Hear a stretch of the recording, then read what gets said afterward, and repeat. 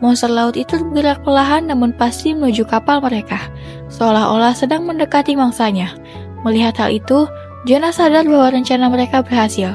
Sekarang, mereka hanya perlu menjauhkan makhluk itu dari kawasan wisata sebelum melakukan langkah terakhir untuk menghentikannya. Setelah berhasil menarik perhatian Megalodon, Jonas terus memancing makhluk raksasa itu menjauh dari kapal-kapal wisata.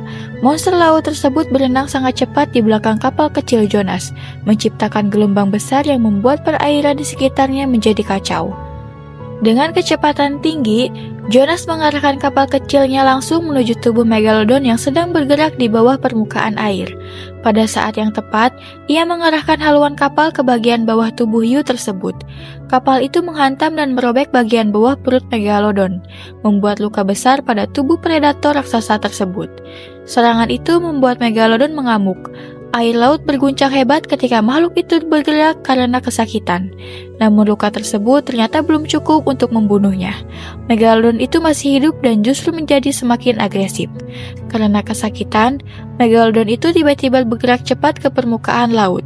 Dengan kekuatan besar, makhluk raksasa itu meloncat keluar dari air, memperlihatkan seluruh tubuhnya yang luar biasa besar di udara. Serangan itu menjadi pukulan terakhir. Megalodon yang sebelumnya mengamuk akhirnya kehilangan kekuatan. Tubuh raksasanya mulai melemah dan jatuh kembali ke laut dengan keras.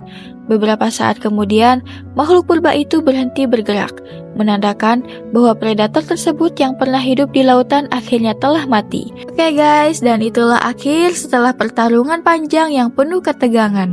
Megalodon pun akhirnya berhasil dikalahkan dan lautan kembali tenang. Namun kisah ini juga mengingatkan kita bahwa lautan masih menyimpan banyak misteri yang belum sepenuhnya kita pahami. Siapa tahu, di kedalaman yang belum pernah dijelajahi oleh manusia, masih ada makhluk-makhluk lain yang menunggu untuk ditemukan. Itulah rangkuman cerita dari film The Meg. Semoga kalian menikmati cerita dari awal sampai akhir. Terima kasih banyak buat kalian yang sudah menonton video ini sampai selesai.